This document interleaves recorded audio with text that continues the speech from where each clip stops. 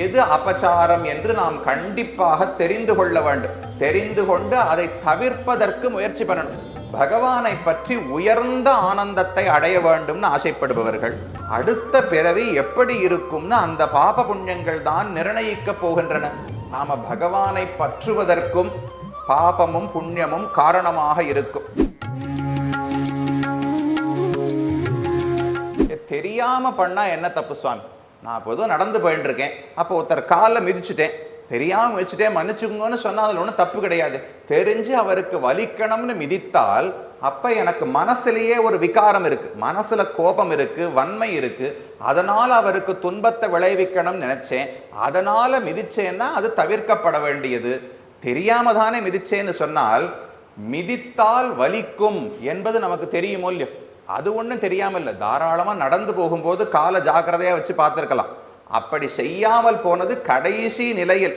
எவ்வளவு ஜாக்கிரதையாக இருந்த பிறகும் ஒருவர் காலை மிதித்தால் அப்ப மன்னிச்சுக்கோங்கன்னு கேட்கலாமே தவிர யார் கால் நடுவில் இருந்தா என்ன, நான் கண்ணை மூடிண்டு இப்படித்தான் நடந்து போவேன்னு சொல்ல முடியாது. இப்ப நீதிமன்றத்துல எல்லாம் வழக்கு போடுறாளோ இல்லையோ, நீங்கள் இந்தந்த விதி மீறினீர்கள், சாலையில ஓட்டிண்டே போறோம் வண்டியை, இந்தந்த இடத்துல விதிமீறல்கள் நீங்கள் இயற்றினீர்கள், அதனால இவ்வளவு அதுக்கு நீங்க பணம் கட்டணும்னு தண்டனை வரி சொல்றா.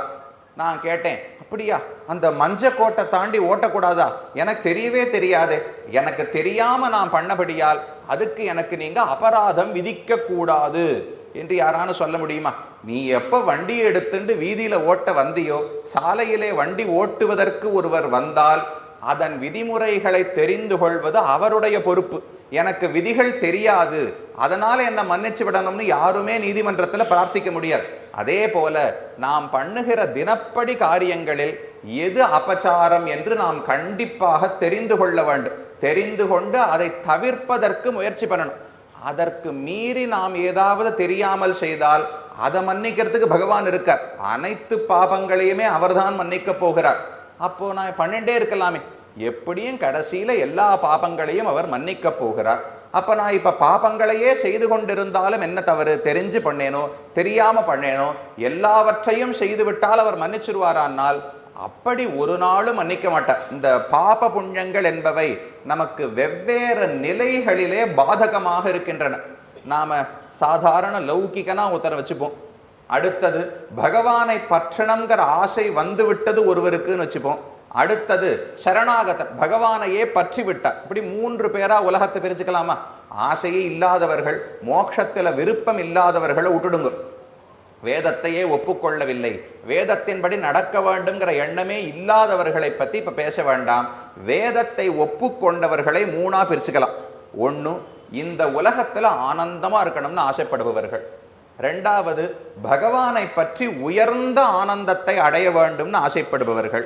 3வது, நான் பகவானை பற்றி விட்டேன், அவர் மோட்சம் கொடுக்க போகிறார், இனி நான் என்ன செய்ய வேண்டும்னு காத்து கொண்டிருப்பவர்கள். இப்படி 3ஆ பிரிச்சுக்கலாமோ இல்லையோ?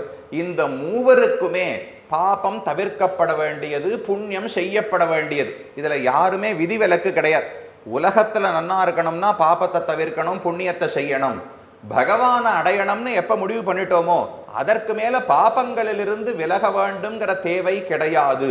புண்ணியங்களை செய்ய வேண்டும், உபச்சாரம் செய்ய வேண்டும்ங்கிற தேவை கிடையாதுன்னு நினைக்க வேண்டாம்.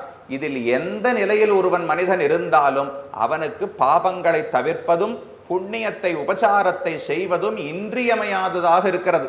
ஒருத்தர் உலகத்துல இருக்காருன்னு வச்சுங்களேன், அவர் குறைந்தபட்சம் அடுத்து ஒரு பிறவி எடுக்க போறாரோ இல்லையோ, இப்போது ஒரு பிறவியை அடைந்துள்ளோம், இது முடிந்த பிறகு அடுத்து வேற ஏதோ ஒரு பிறவியை அடைய போகிறோம்.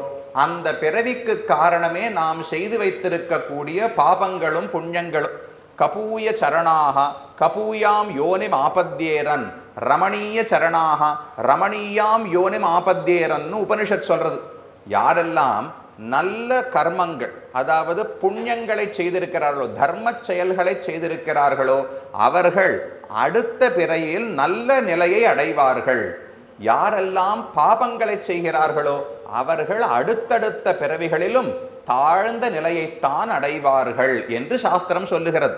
அப்ப நான் இப்ப பாப புண்ணியத்தை என்னன்னு எதற்கு பார்க்கணும்? பாபத்தை தெரிஞ்சுக்காம போனா என்ன, புண்ணியத்தை அறியாமல் போனால் என்னன்னு கேட்டால் அடுத்த பிறவி எப்படி இருக்கும்னு அந்த பாப புண்ணியங்கள் தான் நிர்ணயிக்க போகின்றன. அப்ப பாபத்தை தவிர்த்து கொண்டு புண்ணியத்தை செய்வதென்பது சாதாரணமா உலகத்தில் ஆனந்தப்படணும்னு ஆசைப்படுபவருக்கே ரொம்ப முக்கியமானது. அடுத்த நிலை பார்ப்போமே. எனக்கு உலகத்துல சொர்க்கத்துக்கு போகணும், நரகத்துக்கு போகக்கூடாது, இந்திர பதவி வேணும், சந்திர பதவி வேணும், இந்த ஆசை எதுவுமே கிடையாது. ஆனால் பகவானை பற்ற வேண்டும், அவனிடத்துல பக்தி பண்ணி சரணாகதி பண்ணி ஏதோ ஒரு பயனை அடைய வேண்டும் என்று ஆசைப்படுகிறேன் என்று ஒருவர் வரலாம் இல்லையோ? அப்படிப்பட்டவருக்கு அந்த எண்ணம் வர வேண்டும் என்றால் அதற்கும் பாப புண்ணியங்கள் காரணம்னு சாஸ்திரம் தெரிவிக்கிறது. நாம பகவானை பற்றுவதற்கும் பாபமும் புண்ணியமும் காரணமாக இருக்கும். மேலும் இது போன்ற சிறப்பான நிகழ்ச்சிகளை காண இப்போவே லைக் பண்ணுங்க, ஷேர் பண்ணுங்க, மறக்காம சப்ஸ்கிரைப் பண்ணுங்க.